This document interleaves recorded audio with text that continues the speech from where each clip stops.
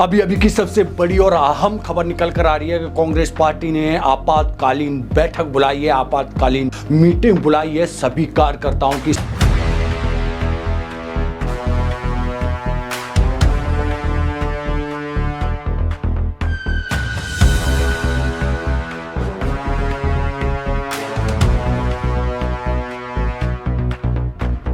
आपको बता दें कि किस तरह से भारतीय जनता पार्टी को सत्ता से बाहर किया जाए, अभी तक की सबसे बड़ी खबर निकल कर आ रही है, जिसमें राहुल गांधी मौजूद थे और कांग्रेस पार्टी के अध्यक्ष मल्लिकार्जुन खड़गे और प्रियंका गांधी बड़े डिसीजन लिए जा रहे हैं। आपको बता दें, इन तस्वीरों को देखिए, गौर से देखिए इन तस्वीरों को, किस तरह से अब जो भारतीय जनता पार्टी प्रधानमंत्री नरेंद्र मोदी के नेतृत्व में 12 साल से सत्ता में है, लेकिन अब सत्ता से बाहर करने के लिए पूरा रोड मैप तैयार कर दिया है कांग्रेस पार्टी ने।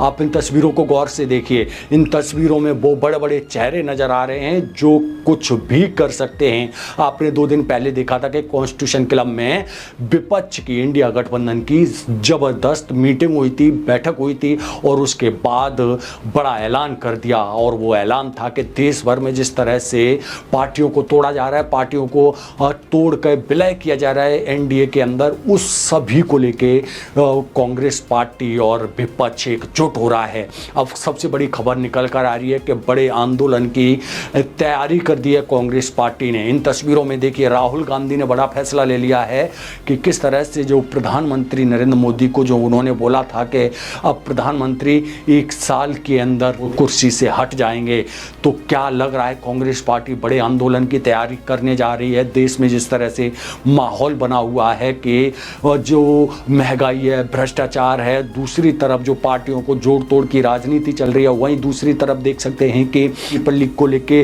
देश में तमाम वो पेपर लीक को लेके युवा सड़कों पर हैं, आंदोलन कर रहे हैं, लाठियां खा रहे हैं, लेकिन भारतीय जनता पार्टी के जो शिक्षा मंत्री हैं या यूं कह केंद्र सरकार के शिक्षा मंत्री हैं धर्मेंद्र प्रधान के कानों में जूं नहीं रेंग रहा है कि आखिर इतने युवाओं का भविष्य खतरे में डाल चुकी भारतीय जनता पार्टी या आज तक धर्मेंद्र प्रधान का इस्तीफा नहीं ले पाई है। आप बताइए, इन तस्वीरों को देखकर क्या लग रहा है कि जो कांग्रेस पार्टी ने आपातकालीन बैठक बुलाई है वो कोई आम है?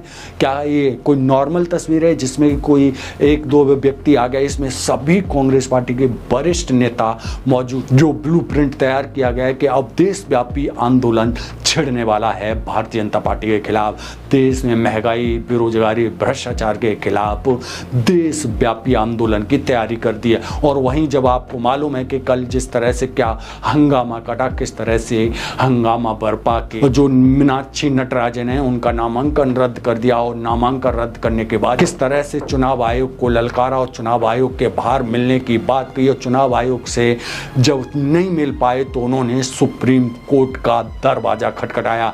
अब सुप्रीम कोर्ट पहुंच चुकी है मीनाक्षी नटराजन और मामला अब सुनवाई पर है, और वो सुनवाई कल होगी। लेकिन हम आपको बता दें, जिस तरह से आपातकालीन कांग्रेस पार्टी ने मीटिंग बुलाई, उसने बीजेपी खेमे में हड़कंप मचा दिया है, और वो अब क्या करेंगे। जिस तरह से आपको मालूम है कि बंगाल की राजनीति में किस तरह से उथल पुथल मची हुई है, जिस तरह से टीएमसी में टूट मची हुआ है, उन सभी को लेकर अब भारतीय जनता पार्टी पर एक बड़ा हमला होने जा रहा है। बड़े हमले की तैयारी की जा रही है, बड़े आंदोलन की तैयारी की जा रही है कांग्रेस पार्टी की तरफ से। जब वाजपेयी की सरकार थी 2004 तक, उसके बाद जब 2004 में किस तरह से सोनिया गांधी ने रणनीति तैयार की थी जो वाजपेयी सरकार को बाहर करने के लिए। लेकिन आप देखिए इन तस्वीरों को, जिस तरह से कांग्रेस के वरिष्ठ नेता कह रहे हैं कि अब देश में लोकतंत्र का गला नहीं घोंटने देंगे, लोकतंत्र का गला घोंटा जा रहा है बीजेपी के द्वारा, अब उसको नहीं घोंटने देंगे, हमने कमर कस ली है, अब लड़ाई आर पार की होगी। कि जिस तरह से सभी संस्थाओं को हाईजैक कर लिया गया है, चुनाव आयोग उनके पक्ष में, सब कुछ उनके पक्ष में, तो अब लेकिन अब जनता ये फैसला करेगी कि आखिर जो जनता के अधिकारों का हनन किया जा रहा है। जो नीट का पेपर है वो लीक हो रहा है, तमाम पेपर जो लीक हो रहे हैं, और बेरोजगारी चरम सीमा पर है, संस्थाओं का किस तरह से दुरुपयोग किया जा रहा है, वहीं जो मीडिया की रैंकिंग है वो किस तरह से धड़ल्ले से नीचे गिर रही है, आप सोच नहीं सकते। देश की स्थिति किस तरह से है। जब प्रधानमंत्री नरेंद्र मोदी ने कहा कि सोना मत खरीदो, पेट्रोल मत ज़्यादा यूज करो, घर में रहो, वर्क फ्रॉम होम करो, लेकिन वहीं भारतीय जनता पार्टी के बड़े नेता, कईयों कई प्रधानमंत्री खुद विदेश भाग जाते हैं। सोच सकते हैं कि किस तरह से देश के अंदर अब ये सब कुछ चल रहा है कि वहीं अब कांग्रेस पार्टी ने कमर कस ली और आज जिस तरह से आपातकालीन बैठक बुलाई, जिसका सूत्रधार अब राहुल गांधी करने जा रहे हैं। आप इन तस्वीरों को देखकर आपको क्या लगता है, जब वहीं कांग्रेस के नेताओं ने क्या कुछ कहा है? पहले आप इन सब लोगों के बयानों को जरूर सुनिए। कि भाजपा का ना लोकतंत्र में विश्वास है, ना संविधान में विश्वास है, और जिस प्रकार से इलेक्शन कमीशन का रवैया है, और वो भी हमने बार बार कहा है और लोगों ने देखा है, देश ने देखा है, इलेक्शन कमीशन का रवैया भी नॉन पार्टिजान नहीं है, फ्री और फेयर नज़र नहीं आ रहा, और इसमें साफ दिख रहा है कि लोकतंत्र का किस तरह से ये एक हनन कर रहे हैं हर तरह से। बिल्कुल खटखटाया जाएगा। हम हर लोकतांत्रिक एवेन्यू को हम उसकी तरफ जाएंगे, क्योंकि हमारा लोकतंत्र में विश्वास है। लेकिन इससे ये साफ प्रूव हो रहा है कि भाजपा का 12 साल का ये जश्न मना रहे हैं लोकतंत्र के हनन के साथ।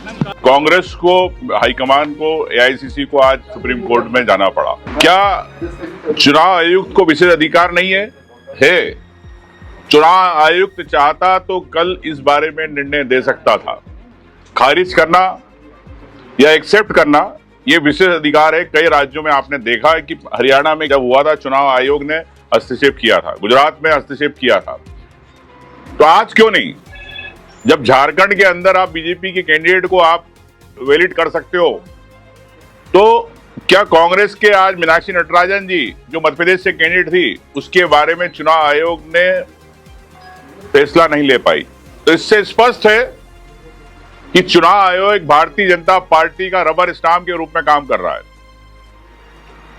पूरे कानून के खिलाफ, संविधान के खिलाफ, सुप्रीम कोर्ट की गाइडलाइन के खिलाफ चुनाव आयोग ने कोई विचार नहीं करा।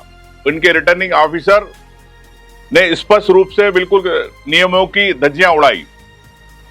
हम लोग सुप्रीम कोर्ट गए। आज हमारे वकील, कांग्रेस के वकील तनखा जी, संघवी जी, रणदीप जी, सभी लोगों ने माननीय उच्चतम न्यायालय से निवेदन किया कि इस विषय पे तत्काल संज्ञान लेके चर्चा होना चाहिए। माननीय उच्चतम न्यायालय ने कल का समय दिया है। मैं समझता हूं कि इस पे न्याय होगा, लेकिन न्याय में इतनी देरी क्यों? कई मामले आपने देखे कि रात रात तक कोर्ट चली है, 2-2, 3-3 बजे तक चली है। तो क्या इतने महत्वपूर्ण मामले में हर प्रदेश के हर विधायक, हर पूरे देश के सांसदों से सबसे जुड़ा मामला है ये, क्योंकि सब रिटर्निंग ऑफिसर के सामने फॉर्म भरते। अगर चुनाव आयोग एक नजीर नहीं बनाना चाहता तो ये समझ में आता है कि भारतीय जनता पार्टी की कठपुतली है। अमित शाह, मोदी के हिसाब से पूरा चुनाव आयोग चल रहा है। लेकिन मुझे विश्वास है कि उच्चतम न्यायालय कल इस पर निर्णय करेगा, लेकिन आज करते तो बेहतर होता, क्योंकि आज विड्रॉल की लास्ट डेट है। तो इस चुनाव पर स्टे होता। स्टे की हमने बात करी, स्टे नहीं मिला। तो मैं समझता हूं कि इसमें गंभीरता से उच्चतम न्यायालय से मैं निवेदन करना चाहता हूं कि इसमें कल आप एक नजीर देश के लिए, इस प्रदेश के लिए, इस राज्यसभा सीट को लेकर जीत के सर्टिफिकेट लेने की तैयारी कर रहे हैं। देखिए भाई, मैं कह रहा हूं कि ये आप देख रहे हो किस प्रकार से संवैधानिक संस्थाओं को रबर स्टाम्प के रूप में भारतीय जनता पार्टी काम करा रही है। जहां भारतीय जनता पार्टी बोलती है वहां पर चुनाव आयोग सिर्फ स्टैम्प मारता है।